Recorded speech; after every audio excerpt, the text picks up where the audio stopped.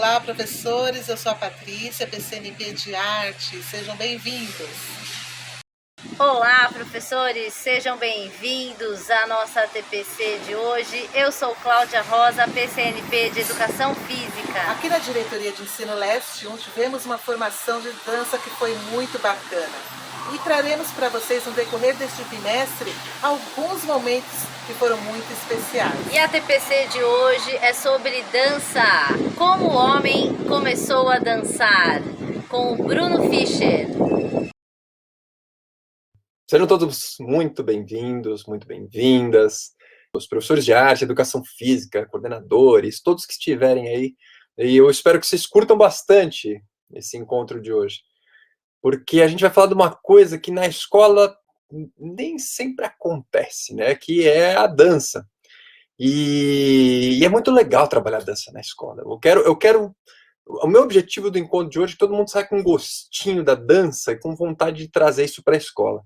E desmistificar um pouco algumas coisas. Muito bem, esse sou eu, esse é meu filho, a gente dançando aqui, né, na nossa aula de flamenco. Eu levo sempre ele comigo, até para dar uma folga para minha esposa, que eu tenho também uma filha de 5 meses. Faz 6 amanhã. E aí eu levo ele, fica lá brincando, mas ele, de tanto ver a dança, ele começou a participar junto, né? A gente está numa coreografia com bengala, ele veio junto aí. Então, eu sou professor. Primeira coisa, né? Eu sou professor, fui professor da rede pública durante bastante tempo. Fui professor universitário também, dou palestras, faço muito dessas coisas. E me tornei escritor, né, na editora FTD, que abriu as portas aí para eu trabalhar, para levar principalmente a dança. A coisa que eu mais escrevo nos livros didáticos da FTD são danças. Vocês talvez tenham algum dos meus livros aí, né? Depois eu mostro a carinha deles aí para ver se vocês às vezes já estão com a minha presença aí de alguma outra forma na escola. Mas aí, a pergunta é essa, né? Então, aí eu vou voltar lá para o chat que eu quero ver o que vocês estão me respondendo. Então, a pergunta é essa. Para você, como é ensinar dança na escola? Essa é algo que eu tenho muita curiosidade de saber. Olha aí, veio tudo uma vez aqui. Dançar é sempre um grande desafio. Não vai ser mais. Normalmente trabalhamos mais próximos a datas comemorativas, relacionando a festa junina. Porém, devemos realmente ampliar a ideia. Ótimo, sinceridade é vida, é isso aí. Desafio. Muito fácil, as crianças adoram. Ótimo, as crianças gostam mesmo. Muito difícil não ter um local adequado. A gente pode adequar o lugar também quando não tem adequado. Boa. Ensino médio é muito resistente. Sim, eles têm vergonha. Eles estão numa fase que eles precisam mostrar para os outros que eles, né, são legais e tal, para pertencer a uma tribo. E se expor não é com eles. Mas a gente tem jeitos de trabalhar isso. Com jogos, com coisas assim, e a coisa vai indo. Muito difícil. Difícil. Eu vou montar uma cidade. Tanto é difícil que tem aqui, né? Antes da pandemia, realizávamos projeto de dança e música. Ótimo. A aula de dança com preconceito. Preconceito tem para tudo, né? A gente vai quebrar isso. Desafio, outro. Mas sempre temos que adaptar os alunos, tal. Então, aqui eu estou vendo, aqui eu vou passando aqui, ó, sempre aqui o que eu vejo é essa questão do desafio, essa questão da vergonha e tal, né? A grande parte do problema está, é muita mensagem ao mesmo tempo, em nós professores, que temos receio de não sermos bem recebidos pelos alunos. Mas, peraí, já pulou a mensagem dele. Mas basta começarmos a tocar a música que os alunos já se animam, é isso aí. Dança terapia para o corpo, para a alma, durante 3 anos, do 6º ao 3º do ensino médio, com músicas escolhidas, depois votação dos alunos e levei para apresentar no asilo. Muito legal. Dança nem precisa ser apenas coreografias. Ótimo, Beto. Muito bom, vamos falar sobre isso também. Pensar no desenvolvimento da dança requer conhecimento sobre o corpo, suas identidades, sujeitos culturais. Muito legal. Se vocês querem ficar só lendo aqui, já dá um TCC aqui, né? Bastante coisa. Dá para ver aqui pelo panorama, né? De que alguns já trabalharam, alguns têm dificuldade, alguns acham desafiador. E a ideia é a gente transformar esse ensino de dança numa coisa mais próxima, mais bacana. Aqui. Até umas coisas aqui, ó. A Mônica, a dança cura. Mas vamos lá. Então, primeira coisa, por onde a gente vai começar a nossa jornada aqui? A nossa jornada começa com a gente conhecendo o que é o nosso objeto de estudo. Porque a gente fala, eu não sei muito bem ensinar dança, eu não conheço a dança, não sei. Mas a gente precisa talvez alinhar um pouco para saber o que é exatamente dança e como é que a gente pode trabalhar com isso na escola. Porque a gente tem um imaginário sobre dança, né? Nosso imaginário, isso tem estudos já mostrando, ele é basicamente, quando a gente pensa em dança, a gente pensa, principalmente em dança na escola, em balé.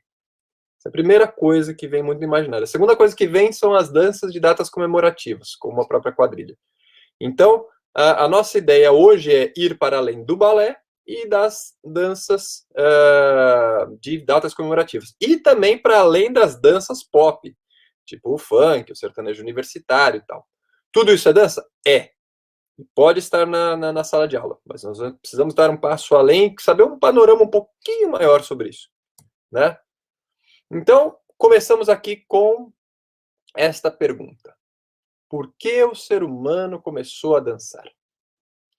É uma brincadeira, né? Com 5, 6, 7, 8, que é a contagem que a gente faz normalmente antes de dançar. Claro que depende. No Flamengo, por exemplo, essa coreografia que a gente está dançando, a contagem é completamente diferente, né?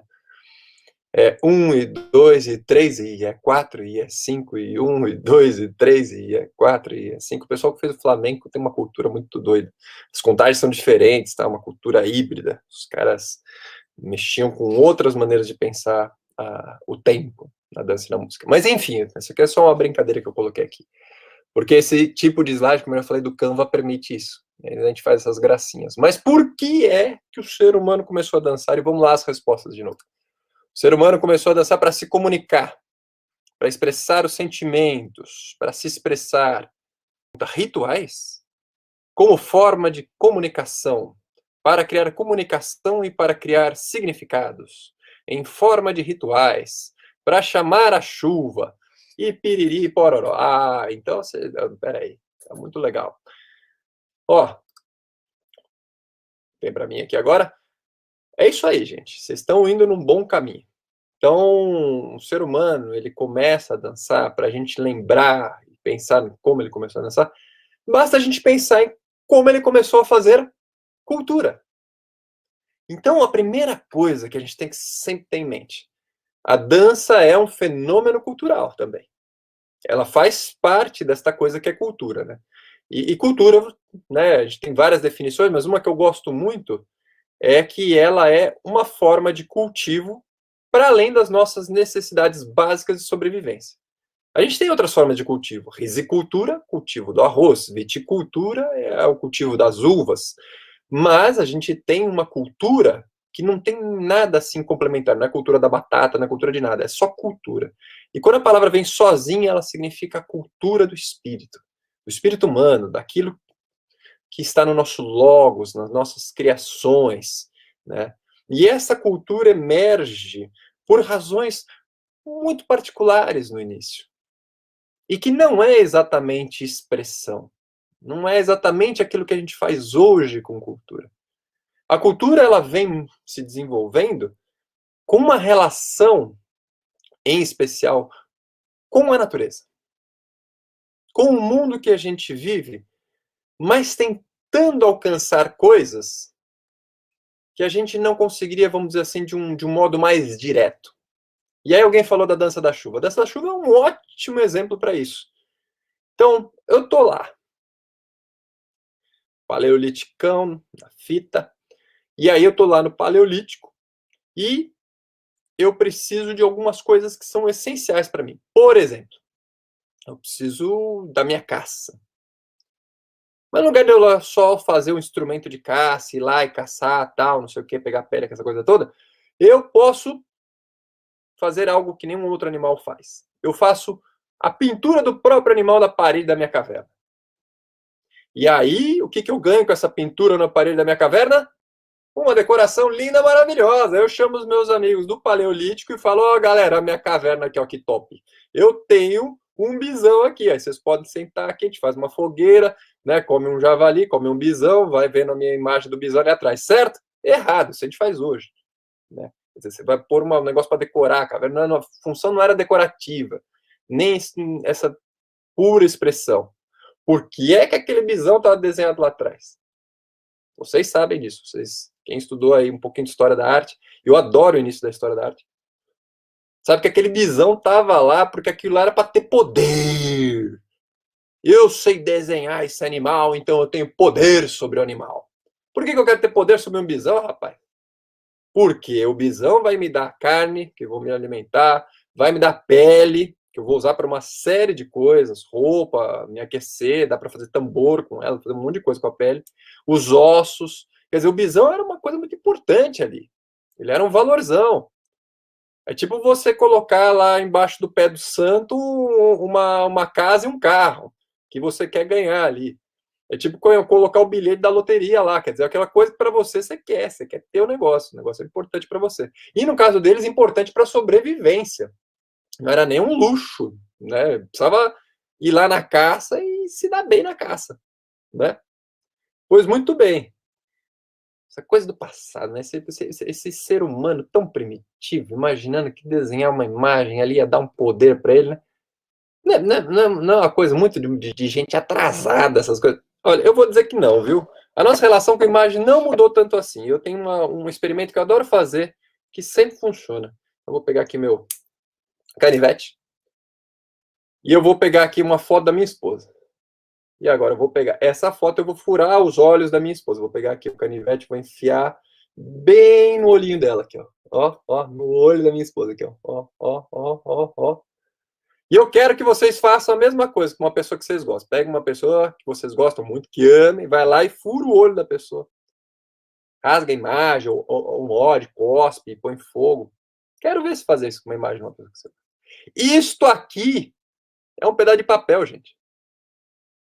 O que eu estou fazendo a um pedaço de papel. Não estou fazendo na minha esposa. Mas a gente ainda acredita na imagem. Imagem tem poder. E por causa desse poder da imagem é que eu não furo o olho da minha esposa aqui na imagem. A gente ainda acredita que a imagem está relacionada com o objeto de origem, sim. Senão você furaria tranquilamente o olho de qualquer pessoa numa fotografia. Mas você não vai fazer isso. Porque a gente ainda conecta a imagem com aquilo que ela representa. Agora, você imagina isso há muito tempo atrás. É óbvio que aquela ideia de eu ter uma imagem, eu ter poder sobre o objeto real, porque eu tenho a imagem da coisa, funciona. Porque a gente não se desligou disso ainda. E eu vou dizer mais, a gente ainda continua com relações mágicas por meio de imagem. Imagem da cruz, imagem de um santo, imagem do Buda, imagem do que for. A gente ainda se relaciona de uma maneira como se aquela imagem pudesse ser uma conexão com outra coisa que não é a própria imagem. Então, portanto, o ser humano está desenvolvendo cultura para se relacionar com o mundo que estava lá fora e tentando acessar ele de uma forma diferente. Eu queria ter o poder sobre o bisão e eu não ia ter só indo lá caçando. Eu ia ter também com a imagem dele. Essa imagem me dá poder. Nos desenhos animados a gente brinca muito com o voodoo, né? O boneco voodoo, o boneco significa a coisa. E o que eu faço no boneco faz na coisa. Uma ideia parecida, né? Claro, a gente não estava lá para viver, a gente imagina que foi isso. Tem estudos científicos lá para chegar nessas conclusões. Mas é uma conclusão bem assertiva ao que se imagina. E a dança nessa história toda? A dança talvez tenha vindo até antes do desenho, viu? Porque as primeiras manifestações, as primeiras coisas que a gente acha são instrumentos musicais, são adereços. É provável que a dança tenha sido um dos primeiros. Inclusive nos desenhos da área da pintura rupestre, a gente vê uma série de pessoas dançando. Tem um estudo chamado orquéstica, que é o estudo de ver os movimentos que tem ali nos desenhos nas paredes da caverna, ver o movimento na imagem. E tem umas imagens com pernas dobradas, com certas coisas que parecem que eles estão dançando, sim. Então, é provável que existia já essa manifestação da dança lá. Retomemos a nossa dança da chuva. Então, se eu fiz o desenho para ter o bisão ali e ter o poder sobre ele, e eu precisava dele, hein? Sem o bisão eu não vivo. Eu vivo sem água? Também não vivo sem água. Eu preciso de água para viver. E a água vem de onde? A água vem da chuva também. Vem dos rios, pode vir dos lugares, mas numa seca é a chuva que vai resolver. E eu preciso dela. E ela não pode vir de mais nem de menos, ou seja, eu preciso estar em harmonia com a chuva. A chuva precisa ser minha parceira. Como é que eu vou fazer para ter uma relação com a chuva apenas com este corpício que Deus me deu? Eu preciso fazer alguma coisa.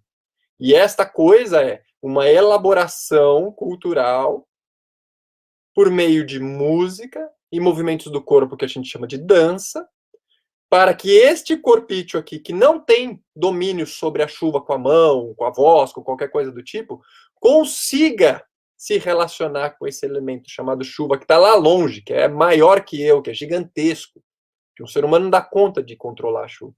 Mas por meio da dança eu vou tentar controlar isso. Vou tentar conseguir o favor da natureza, seja a natureza representada por um deus, por um espírito, ou a própria natureza em si, é uma relação mágica que eu vou ter com o mundo, por meio da arte, por meio da dança. Eu vou dançar, portanto, para conseguir ter esse favor divino. E aí nós temos aí uma imagem que eu adoro, que são a imagem dos xamãs, né, os xamãs siberianos. Lá na Sibéria, a gente tem registros ainda de uma prática que talvez seja antiquíssima, né, que é esta relação com a produção do instrumento musical, de um ritmo cadenciado, tum, tum, ou tum, tum, tum, tum, tum, tum. Isso tem várias culturas, esses tambores, esses ritmos. Vocês vão ver isso parece ter essa origem nesse xamanismo siberiano. Mas isso vai estar lá nos Estados Unidos, porque eles migraram, né? Os siberianos parece que migraram pelo gelo e chegaram ali do outro lado, no continente americano. E também a gente vai ver esse tipo de xamanismo ali nos países nórdicos e tal. E a presença desse tambor muito forte. E aí esse tambor tentando se relacionar com algo que é maior, uma força de outro lugar. Um espírito de urso, por exemplo, para trazer as medicinas da cura. Um espírito de coruja para nos trazer as medicinas da sabedoria, né, que inclusive é o símbolo de Minerva, que é a deusa da sabedoria.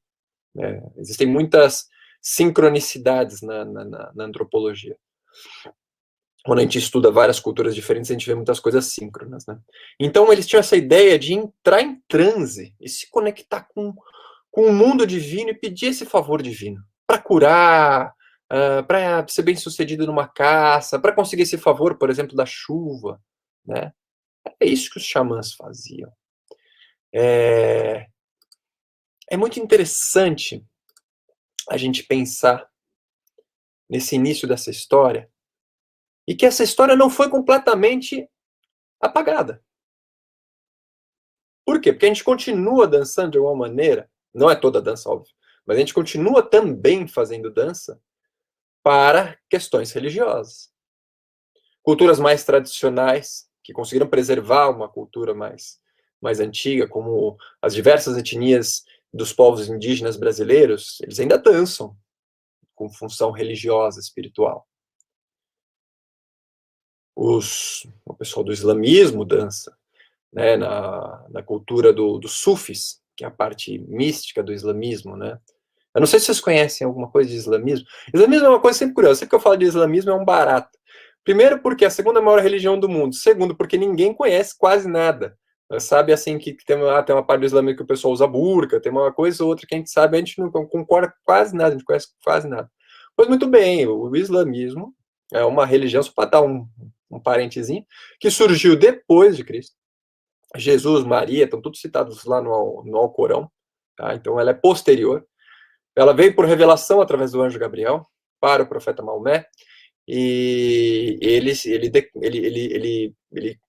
cria, codifica essa religião, que inicialmente vai ter, né, ela tem esse parentesco também com todas as religiões abrâmicas, o judaísmo, o cristianismo e o islamismo apontam para a mesma fonte, tanto que os judeus e os primeiros muçulmanos, eles eram muito ligados, né, muitas bases comuns, inclusive a dieta, por exemplo, é muito parecida, né.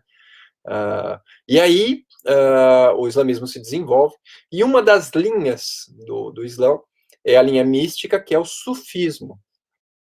E dentro do sufismo tem aquele pessoal que dança. Eles fazem uma dança em transe também. Eles dançam de olhos fechados, com um movimento de dança que era muito comum no mundo antigo, que é você ter uma mão apontando para cima e outra mão apontando para baixo. A gente vê isso lá nos gregos, a gente vê nos egípcios, né?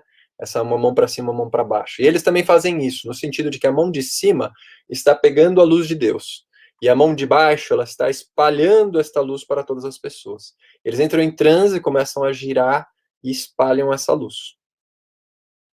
Isso eles faziam do sufismo até hoje, né? Se faz essa dança, né? Se você for num terreiro de candomblé, você vai ter essas danças sagradas também. Então, por exemplo, eu vou e o Ogã, a pessoa que está responsável pela música, ele vai fazer um toque de tambor específico e um canto específico conectando com a energia de um orixá, chamado Xangô.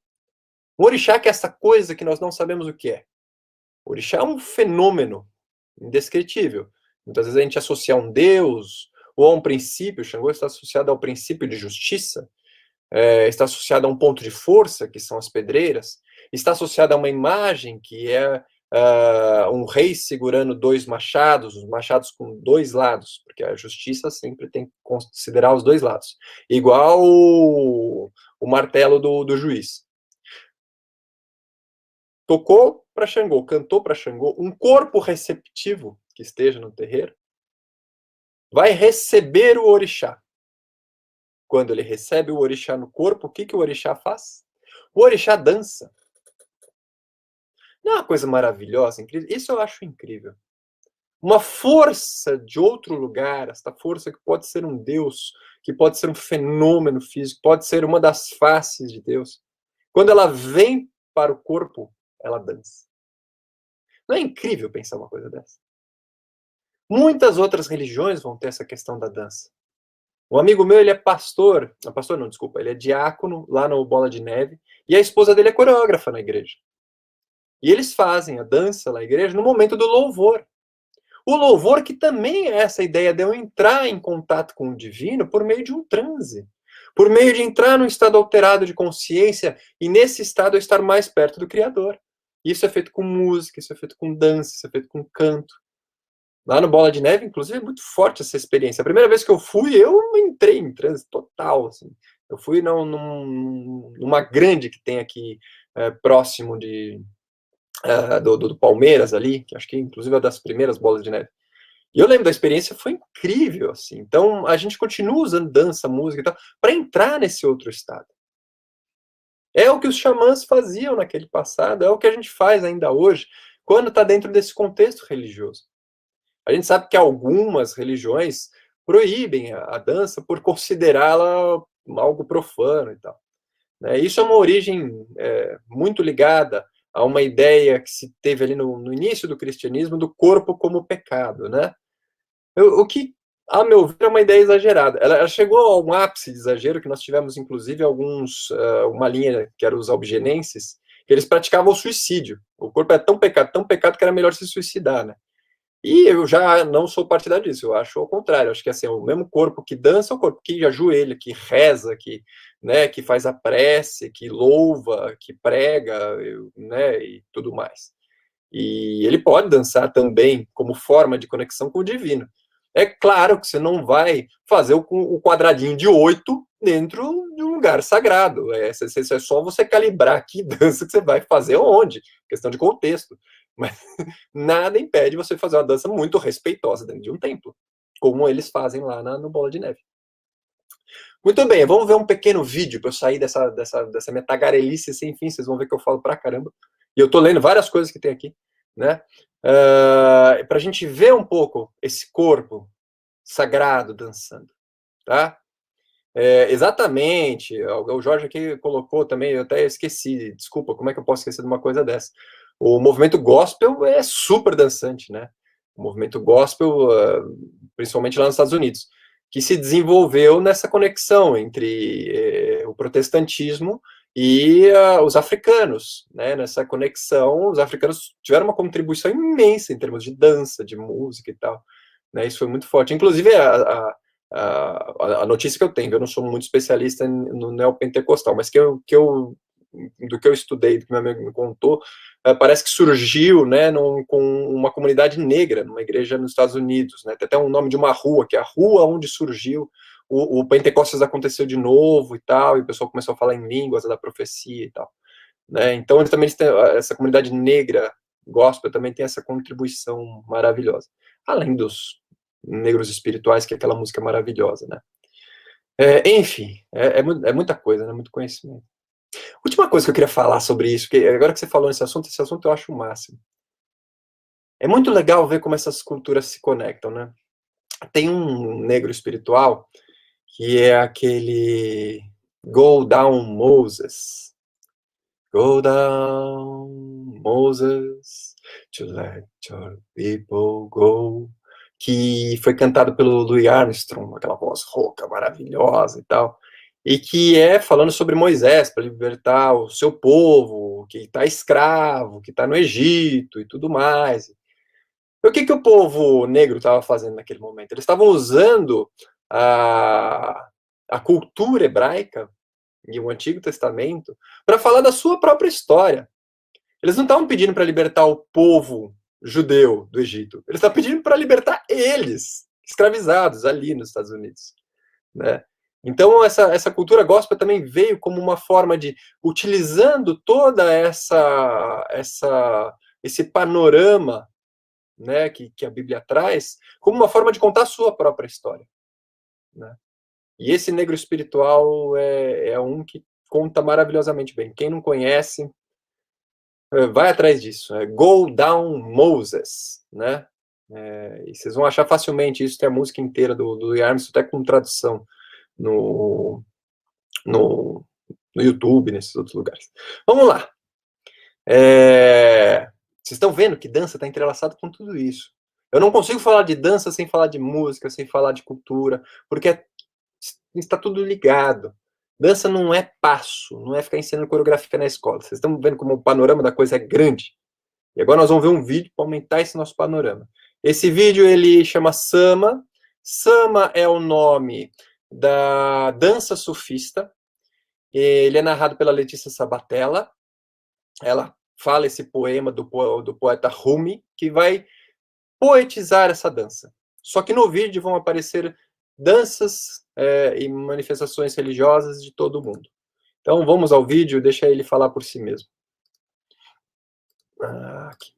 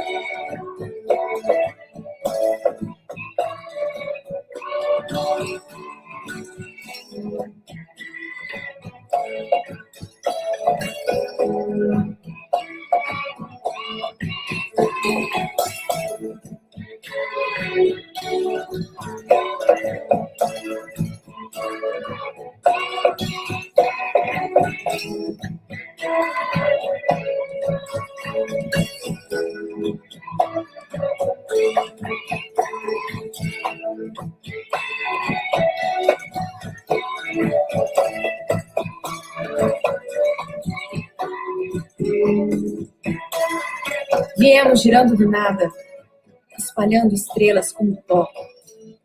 As estrelas puseram-se em círculo, nós ao centro dançamos com elas. Como a pedra do moinho em torno de Deus gira a roda do céu. Segura um raio dessa roda e terás a mão decepada. Girando e girando, essa roda dissolve todo e qualquer apego. Não estivesse apaixonada, ela mesma gritaria: basta, até quando há de seguir esse giro?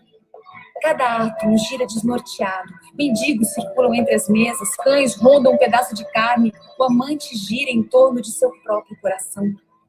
Envergonhado ante tanta beleza, gira ao redor de minha vergonha.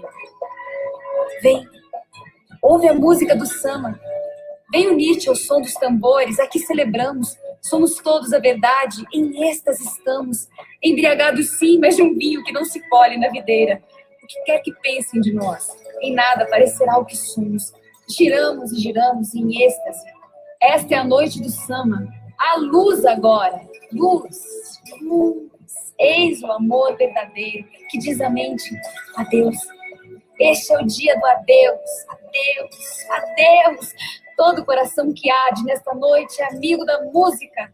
Ardendo por teus lábios, meu coração transborda de minha boca.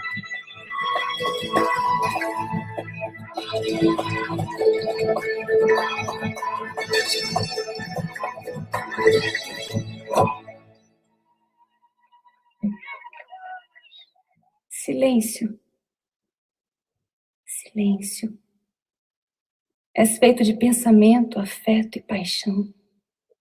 O que resta é nada além de carne e ossos. Por que nos falam de templos de oração, de atos piedosos?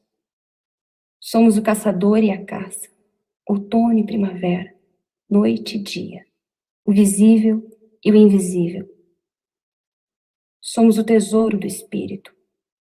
Somos a alma do mundo, livres do peso que vergasta o corpo. Prisioneiros não somos do tempo nem do espaço, nem mesmo da terra que pisamos. No amor, fomos gerados. No amor, nascemos.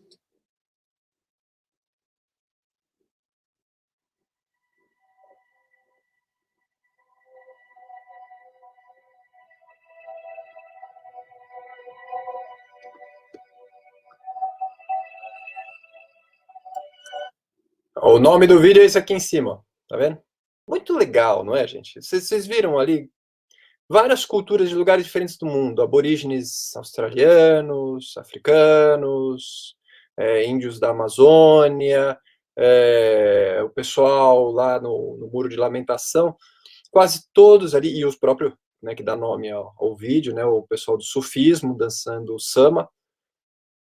E uma coisa que é interessante, alguns elementos que são legais. Essas danças antigas, a maior parte delas lidava com a roda. A roda é uma das coisas mais antigas que a gente tem. Ah, foi na Leste 3, obrigado, Grace. E a roda, ela é uma coisa que está nessa origem, que a gente faz ela até hoje. Dançando ela ou de lado, ou em fila, a gente tem várias rodas diferentes que aparecem nesse vídeo. E essa roda, como essa coisa da comunhão, quer dizer, a roda não tem um ponto de destaque, ninguém aparece mais que outra pessoa na roda, a roda é muito forte. No judaísmo, por exemplo, as danças em roda ainda são muito fortes, né? Eu fui no Círculo Maccabi, não faz muito tempo lá, e aí quem manja as danças da música que está tocando fica na roda do centro, quem quer aprender vai na roda de fora. E aí vai aprendendo a dança e dançando, e rodando, né? Com passos bem divertidos, é muito lúdico, é muito gostoso essas danças circulares. Existe, inclusive, o movimento das danças circulares sagradas, né? Que está bastante difundido já. E aí você tem uma série de danças e essas são legais de trabalhar na escola, viu? dessas danças circulares, são passos muito simples, e tem esse lúdico, tem essa brincadeira, elas vêm com histórias por trás, né? A maior parte delas se refere a alguma coisa, de alguma cultura, né? Cultura armênia, cultura grega, cultura judaica, cultura brasileira, né? Tem várias rodas diferentes. A nossa, por exemplo, uma das grandes rodas que nós temos é a ciranda, né? E que tem um passo muito específico, né? Além da ciranda cirandinha famosa, a gente tem muitas outras cirandas legais, né? Roda de capoeira, boa, bem lembrado, Gislaine. Quer dizer, a gente tem... o André colocou ali o nome do vídeo, obrigado, André. A gente tem uma série dessas danças com círculo, esse é um elemento. O outro é vocês notarem que várias danças o pessoal estava de olho fechado. Inclusive o pessoal lá que estava rodando lá, né? Tava igual o peão do baú lá, e tudo de olho fechado e não bate em ninguém. Como é que isso é possível? É o estado de transe, é a coisa que tá lá conectada e tal, né? Essa ideia do sagrado é que você se conecta, você entra em transe, pode até fechar o olho para ir para lá. Quando você incorpora nessas religiões de incorporação, né, como o Candomblé, Umbanda e outras aí, que tem várias, viu? Umbanda e Candomblé são só 2 exemplos, tem Jurema, tem um monte de outras, tem um Xangô, tem um monte de religião que lida com a questão da incorporação. E quando você incorpora o orixá, em geral, né, o orixá, o espírito, você fecha o olho. Ele vai sozinho, né? Ali é muito parecido, né?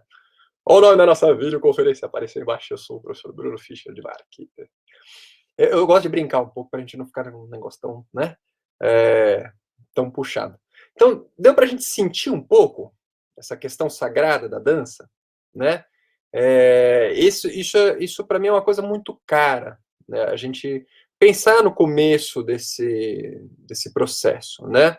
Então, saímos aqui do porquê que o homem começou, né? Que o ser humano começou a dançar. E, próxima pergunta. Por que ele continuou a dançar? É uma brincadeirinha que eu sou muito fã de Chaves.